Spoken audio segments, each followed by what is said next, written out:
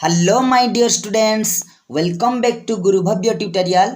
आज आम यही वीडियो रे आलोचना करिबा +2 फर्स्ट ईयर रो इंग्लिश रो प्रथम चैप्टर जहाँ रही स्टैंडिंग अप फॉर योरसेल्फ। तो यही जो चैप्टरटार आम किसी अंश आज वर्ड मीनिंग सहित आलोचना करिबा, तेणु वीडियो को पॉज न करी निहाती रूपे शेष पर्यंत देखंतु। तो कौन रही पिला माने ना स्टैंडिंग अप फॉर योरसेल्फ, निज पाई निज सपक्ष रे छिड़ा हेबा। अर्थात जड़े केतेबेले पिला माने निज पाई निज सपक्ष रे छिड़ा हेबो जेतेबेले तार केही नथिबे, आगकू नथिबे केही, पछकू नथिबे केही। अर्थात से निज काम निजे भाबी चिंती कौन करथाए ना करिथाए, बुझी पारलो। तो से समय रे से निज पाई निज सपक्ष रे कौन करिवो, सब कार्य करिवो। तो एई पाठटा बहुत गुरुत्वपूर्ण पाठ, जहाकू आमर लेखक लिखिचंती येवजेनी येवतुसेंको। तो पिला माने टिके देखो तांकर पिक्चरटा हैला कि। तो येवजेनी येवतुसेंको जे कि जने रूसियन पोएट थिले, रूसियार जने कवि थिले, विशिष्ट कवि थिले हैला। स्टैंडिंग अप फॉर योरसेल्फ अर्थात निज पाई निज सपक्ष रे छिड़ा हेबा बा निज पाई निज किछि करिबा कार्य हैला कि। तो वीडियो को निश्चित रूप शेष पर्यंत देखंतु पिला माने। तो चलो एबे टिके आलोचना करदबा ना राइटरंग विषय रे हैला कि, बा अथरंग विषय रे किछि आलोचना करदबा। देखो पिला माने बहुत बढ़िया पॉइंट जा रही अथरंग विषय रे कौन रही अबाउट दी अथर। तो फर्स्ट पॉइंट आसला he was a Russian poet. तो मु कहली पिला माने जे से होचन जने रूसियार कवि थिले। तो तांके से केबे जन्मग्रहण करथिले, ही वाज बोर्न इन 1933। तो 1933 मसीह से जन्मग्रहण करथिले, बुझी पारलो। तो नेक्स्ट कौन रहिला ना ही वाज ए नोवेलिस्ट, से जने औपन्यासिक थिले, बुझी पारलो। जे उपन्यास लेखे ना तांको दी कौन कह जाए, औपन्यासिक नोवेलिस्ट। एक्टर भी थिले अर्थात एक्टिंग भी करथिले, जने अभिनेता भी थिले। एडिटर माने संपादक, बुझी पारलो। पब्लिशर माने जे पब्लिश करे हैला कि, वन हु पब्लिश हैला कि। तो ताकू कह जाए पब्लिशर, प्रकाशक। ड्रामाटिस्ट जने नाट्यकार भी थिले। स्क्रीन राइटर तो जने चलचित्र नाटक लेखक। स्क्रीन राइटर मीन्स कौन पिला माने जने चलचित्र नाटक लेखक। ता सहित आउरी कौन थिले ना यूनिवर्सिटी प्रोफेसर, जने विश्वविद्यालय प्रोफेसर रूपे मध्य तांके निर्वाह बहन करुथिले। And director of several films, एवं जो विभिन्न प्रकार चलचित्र रही तार डायरेक्टर मध्य थिले। डायरेक्टर अर्थात कौन पिला माने निर्देशक। डायरेक्टर अर्थ कौन पिला माने निर्देशक, डायरेक्टर, ठीक अच्छी। तो तांके कौन कौन थिले, जने नोवेलिस्ट थिले, एक्टर थिले, एडिटर थिले, पब्लिशर थिले, ड्रामाटिस्ट थिले, स्क्रीन राइटर थिले, यूनिवर्सिटी प्रोफेसर थिले and director of several films हैला कि, डायरेक्टर मध्य थिले, ठीक अच्छी। तो ओरा टिके मन रखिबो पिला माने। तो नेक्स्ट कौन रहिला ना Yevtushenko started his career as a poet, बुझी पारल। तो येवतुसेंको जने कवि भाव में तांकर वृत्ति आरंभ करथिले हैला कि, with the publication of his first volume of poems in 1952।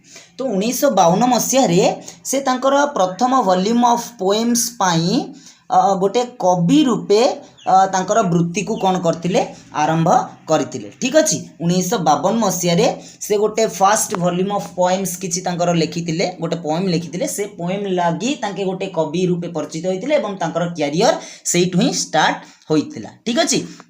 तो एबे जिबा आमे तार टेक्स्ट को कौन रही विषयटी। तो येवजेनी येवतुसेंको को विषय रे बढ़िया पाठटा पिला माने। तो भल भाव में टिके सुनिबा पाई चेष्टा कर, बुझी पारल। तो चलंतु एबे टिके जिबा विषय को, द टेक्स्ट। तो द टेक्स्ट कौन रहिला पिला माने टिके।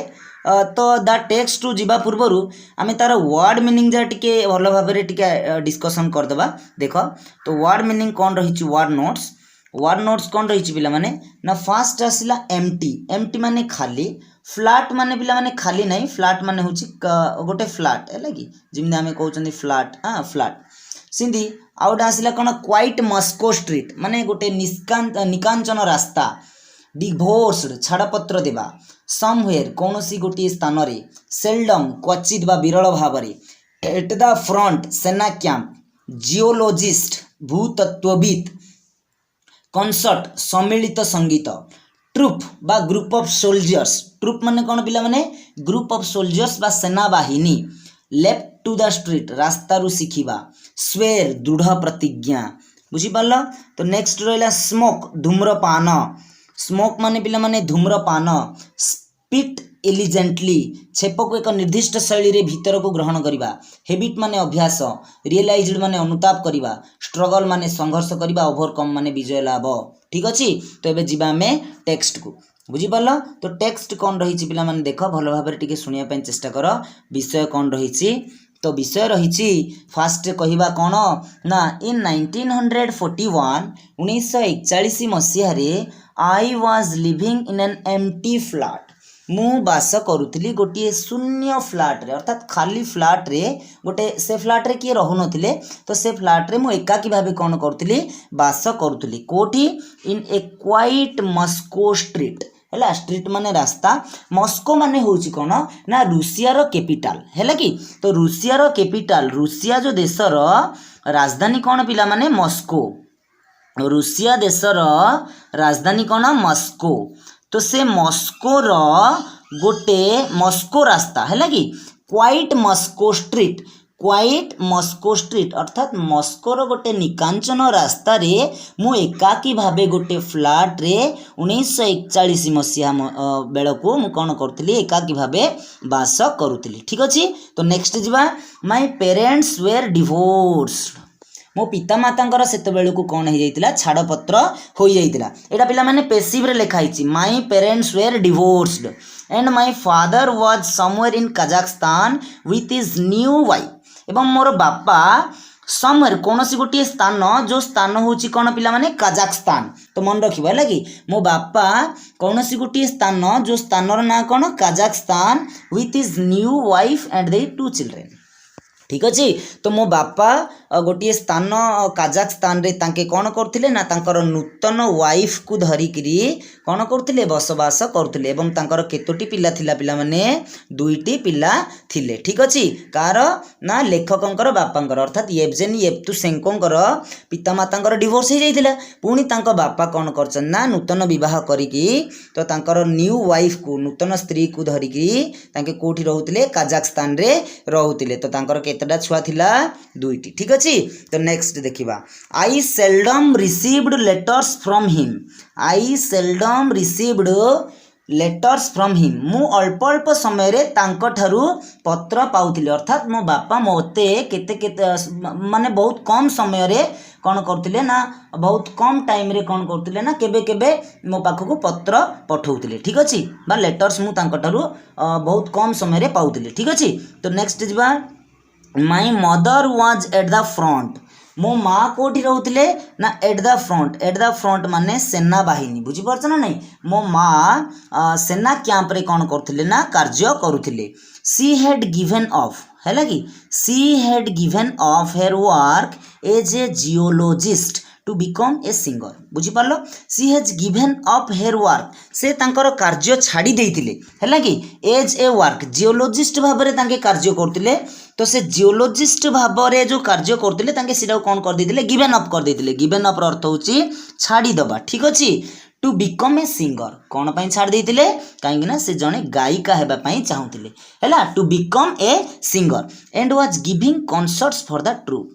कॉन्सर्ट्स माने सम्मिलित संगीत ट्रूप माने आसला कौन सेना बाहिनी। ठीक अच्छे। ग्रुप ऑफ सोल्जर्स को कौन कह जाए पिला माने ट्रूप ये गोटे कलेक्टिव नाउन मन रखिबो। ठीक अच्छे। तो कौन आसला ना से जने जियोलॉजिस्ट भाव में कार्य करुथिले जेहेतु तांकर आगकू लक्ष्य कौन रही ना जड़े गायिका भाव में जड़े सिंगर भाव में परिचित होगापी तांकर लक्ष्य रही।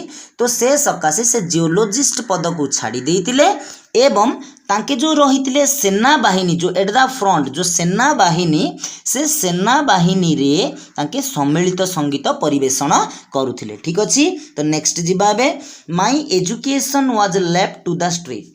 अर्थात मोर शिक्षा कहले मु केवल मो साही ही शिखी कौन करी साही ही शिखी। द स्ट्रीट टॉट मी से साही मते शिखेइतिला टू स्वेर सब बेले दृढ़ प्रतिज्ञा अर्थात एकाकी जीवन बंचिबा मते शिखई देइतिला सदा सर्वदा किमिति प्रतिज्ञाबद्ध होई रहिबो। स्मोक धूम्रपान करिवार मते शिखई देइतिला।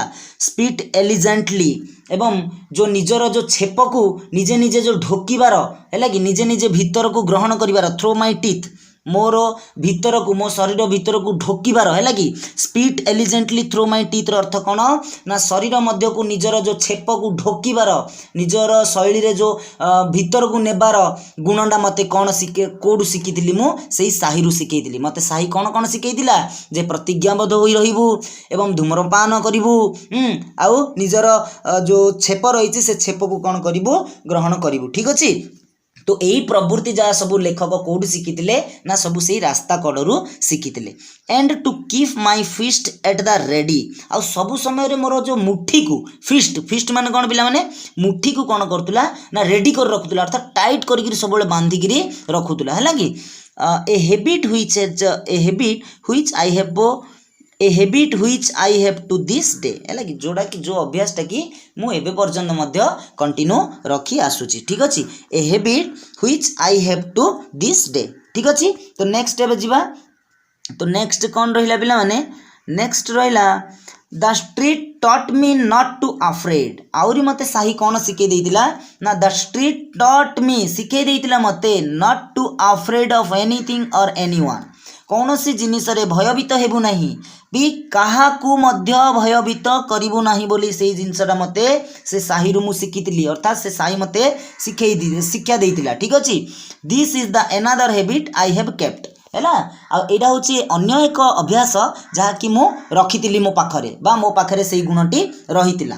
नेक्स्ट रहला आई रियलाइज्ड दैट मु अनुताप कली जे what mattered in the struggle for life तो कौन घटना रही in the struggle for life जीवन रे संघर्षमय करिबा पई कौन घटना रही वाज टू ओवरकम जहाँ फल रे आग को विजय लाभ करी हेबो ऑफ माय फियर मोर भय रे हैला कि जो मोर जो भय रही अन्य मानक प्रति से भय को मु किभली मो जीवन रे विजय लाभ करी बा जीतीबी हैला कि of those who were stronger than me मो ठारू जो अन्य माने जो सब बलुआ रही ना सेमानंक ठारू मोर जो एई भयर गुणटा को मु किमिति विजय लाभ करी अर्थात लेखक ना पिला माने सिंपली जदि कहबा येवजेनी येवतुसेंको अन्य मानक देखिले टिके लेखाए कौन करते डरी जाउतिले तो से सकाशे तांके एई वर्डटा कहउचन जे मु किभली अन्य मानक ठारू मोर भयटा को मु जीतीबी हैला कि मु भयटा किमिति विजय लाभ करिबी मु किमिति अन्य मानक न देखिकरी भय करिबी हैला कि तो से भयटा को किभली तांको जीवन रे विजय लाभ करिवे बोली से कौन करथिले अनुताप करथिले कौन करथिले अनुताप करथिले। I realised that what mattered in the struggle for life जीवन रे कौन संघर्षमय करबा को पड़िबो वाज टू ओवरकम जहाँ फल रे आग को बढ़ी परिबा बा विजय लाभ करि परिबा ऑफ माय फियर मो भयर of those who were stronger than me मो ठारू जेउ माने भी बलुआ थिले सेमानंक ठारू मोर ए भय गुणटा को मु किभली विजय लाभ करी अर्थात मु सेमानकु किमिति न डरिकी सब काम करी तो सही कामटा को तांके तांको मन रे अनुताप सब बेले करुथिले ठीक अछि। तो पिला माने आज रहिला ए जो टेक्स्ट 1 रे आमे एतिकी आलोचना कर देले नेक्स्ट वीडियो रे आमे टेक्स्ट 2 रो कोन रहिछि विषयटा को आलोचना करिवे। तो जदि वीडियोटा भल लागि तबे निश्चित रूपे लाइक करंतु एवं निजर सांगमानक सहित शेयर करंतु एवं जदि आम चैनल को नुआ आछन ना तेबे सब्सक्राइब मध्य करनियंतु। धन्यवाद जय जगन्नाथ।